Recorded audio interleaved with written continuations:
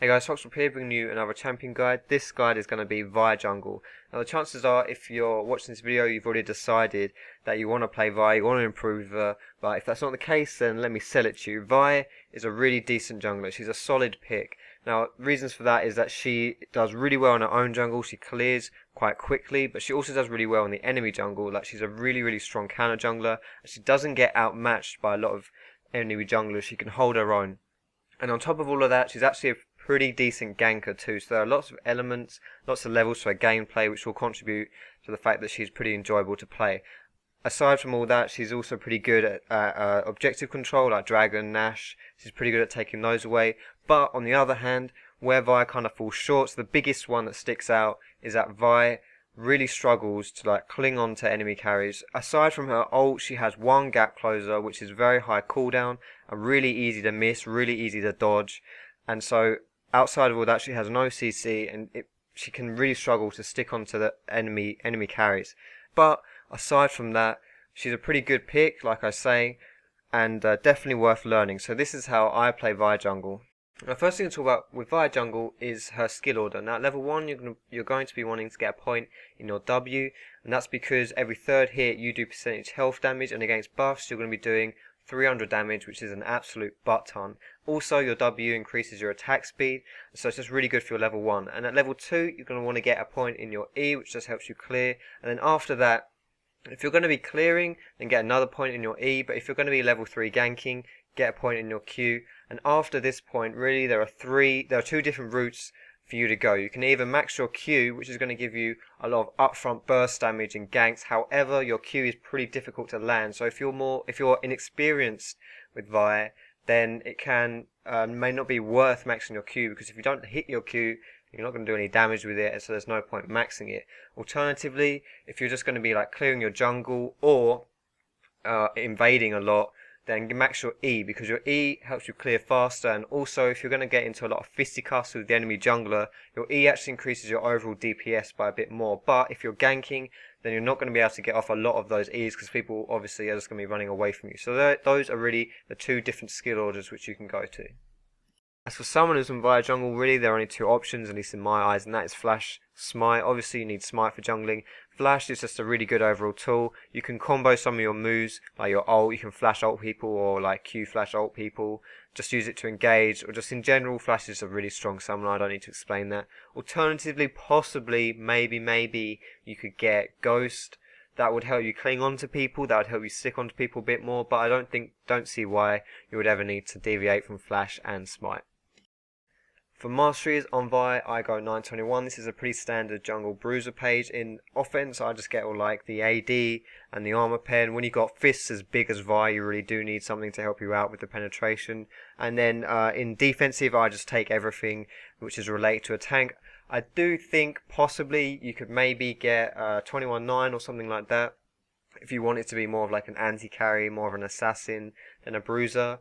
But personally, for the jungle, I've seen no need to deviate from the 921. It works pretty well, so that's what I would recommend. In runes and Vi jungle, my page is that I run AD reds, armor yellows, magic disc level blues, and move speed quints. I think the AD reds just help with the overall damage on Vi, just helps her clearing. AD is just a really solid choice. She has a lot of AD scaling. Armor yellows are fairly self-explanatory for junglers, and she's a tank, so it's even better. MR per level as well, she's just a tank, so that resist really helps. And move speed is because, like I said in the intro, she really struggles with clinging onto people, so every bit of move speed really helps. Alternatively, perhaps for runes, you could maybe have like armor pen reds, or quints as well, just for like insane early damage, because all of her abilities will scale off that armor pen as well. And maybe you could have AD quints if you wanted a bit more damage. Like a flat AD page would work on Vi jungle, but personally, the page I listed originally, that's what works best for me.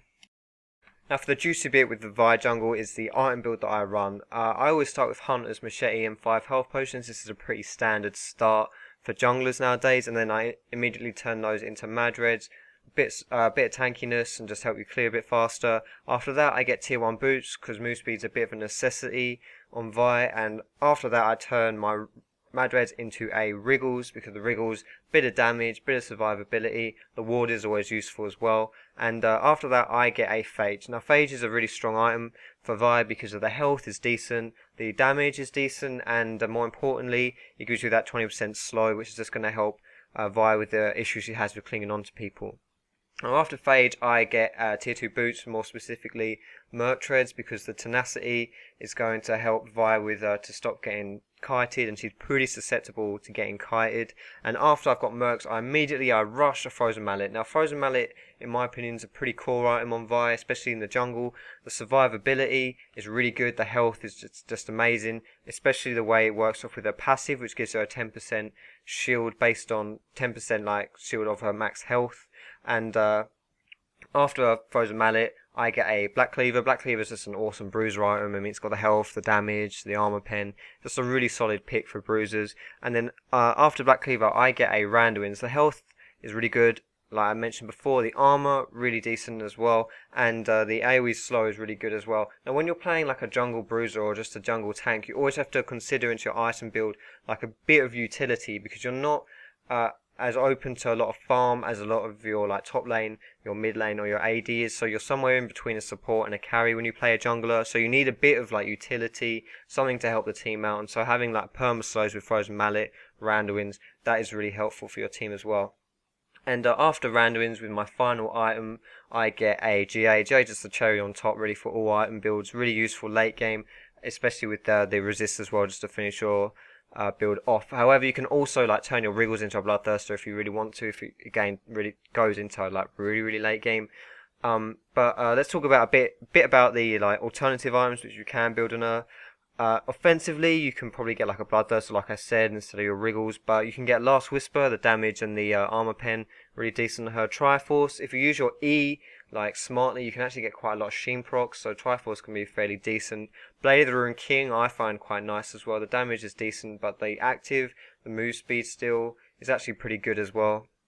And finally Hydra, I think you could get a Hydra on Vi. The only reason I don't get it very often is because it costs a lot just for damage. Like you're spending, it's a big gold sink for like no like survivability, so it's a bit risky when you're jungling, but it's actually a pretty good item on her. Now defensively, what you can get, alternatives, Warmogs, a lot of health is always good, but like I said, with their passive again, even better. Frozen Heart, it's decent for the cooldowns for the armor and the AoE attack speed slow. The Frozen Gauntlet as well is actually pretty decent, because like I said, you can get some nice Sheen procs, and if you do use your Frozen Gauntlet smartly, like in my opinion, I could have put this in my core build pretty easily, because you can just perma-slow people and do a lot of AoE damage compared to the AoE damage you're already doing with your E. I mean, Frozen Gauntlet is actually a pretty decent item. Aegis as well is a nice defensive item. That's always a good item to get in your team. Like I was saying before, when you're jungling, it's always good to have a bit of utility to help your teams out with your item build, and Aegis really does fill that role a little bit. Bulwark as well, again like the upgrade from Aegis, that's just a decent item. And finally, I would say like a Shurelya's. A Shurelya's would be a really smart buy, because it gives you a bit of health, which is cool, gives you a bit of cooldown reduction, but more importantly, it's the speed boost to your team. You can get off some really nice engages if you have a Shurelya's. But in any typical game, then I will be getting the items which I listed in the beginning. For Roots on Vi, I'd really only recommend two different options. You can do a level 3 gank with double buff, getting 1 point in each of your skills if you've got a Smartless pull. A level 1, or preferably that would be a gank on top lane, and preferably your top laner would have some CC to help you out. But if you don't see that opportunity, or you don't want to do that, or you didn't get a Smartless pull, there's nothing wrong with just full clearing on Vi. A typical route, if you're going to do a full clear, would look something like Wolves, Blue, Wraiths, Golems, Red, and Wraiths, and then by then you should be level 4, and you can make something happen then. The techniques for jungling early on Vi are pretty simple. Basically, you want to be using your E as an auto attack reset, so you're jungling to the max efficiency, max speed. Very scarcely you're going to be using your Q to jungle. If you're like about to go back, or maybe if you've got blue buff, then you'd be using your Q. But even then it's kind of risky, because your Q is actually a really good escape tool. Like if you get invaded or something like that, then you can always pop your Q to get away, and it has a pretty big cooldown. So if you are using it to clear, you could be in a bit of trouble. Similarly with your E, you want to be aligning yourself so that when you do cast your E, you're hitting all the creeps in the camp. That's going to be maximising your efficiency again. If you don't do that, then you're going to be wasting a bit of your damage potential to help you clear faster. And also, early on, you can actually be counter jungling pretty easy. Your W is really, really good for counter jungling because, like I said in the beginning, it has percentage health damage, and the jungle creeps, especially the big ones, have a lot of base health, so you're going to be doing a lot of damage to them. Now Vi's playstyle as far as ganking goes, early she's actually a really bad ganker. Outside of a Q she has literally nothing to help her gank. Red buff does help, but chances are if you miss your Q, you're going to have an unsuccessful gank regardless. However, if you do manage to hit your Q, you can pull off some really good ganks. You're going to be doing a lot of damage, especially if you've been maxing your Q for that extra front loaded burst. But like I was saying, it's so easy to dodge your Q, it's so easy to miss it, it may just be worth waiting for counter ganks or joining skirmishes early. However, once you do hit level 6, Vi gets on a new level for ganking. Once she unlocks her ulti, you can really pull off some ganks a lot easier. You can combo them, especially with your Q as a gap closer. You can get people from far away, especially even with your flash. If you combo with your Q, flash and ulti, you can be catching people unawares really easily by covering some huge grounding ganks. Having said that, you don't always want to be using your ult as a gap closer. If you can get close to them, make them blow their flash or make them use their escape tool before you use your ult, you're going to be snagging some kills which you would otherwise not get. Teamfighting on Vi is actually one of her strongest points because of her ulti. If you're built like a bruiser and you're tanky, then your role should really be to like absorb some of the cooldowns, some of the CC for your friendly carries, and to be diving onto the enemy carries whenever possible. Save your ult for the enemy AD, for the enemy AP, and just try to stick onto them, try to lock them down. Vi actually kind of struggles, like I've said a million times in this guide, with locking people down, with sticking onto people, but if it's a late game team fight especially, you should have a bit of items to help you out with that. And even if you can't, then you're going to be drawing a lot of attention to you because you're going to be on their carries and no one likes that.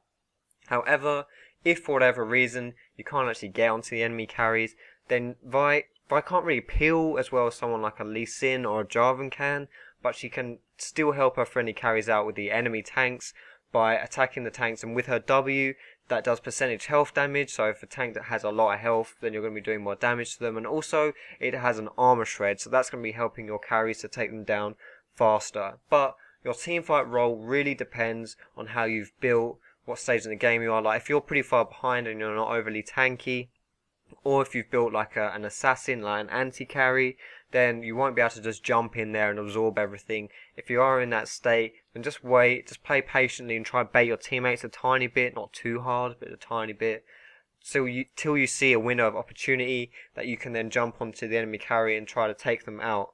I will say though about playing that style of play with Vi, that role, that assassin role, I don't think it's great because, like I said earlier, your role as a jungler, you're kind of like midway between a support and a carry. You don't get as much farm as the carries do, so you won't have as many items, but you do have more than the support. So you're probably not gonna have the items unless you're really fed. You're not gonna have the items to just take out an AD carry. You're not gonna have enough damage to do that.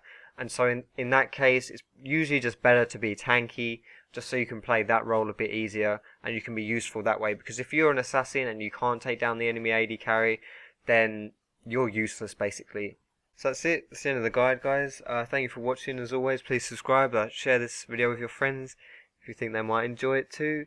Leave any questions you might have in the comments because I always get back to your comments and stuff. And if you leave them there, then other people will get a chance to see them as well, and it might help them out and answer their questions. So thank you for watching, guys, and I will see you in my next video.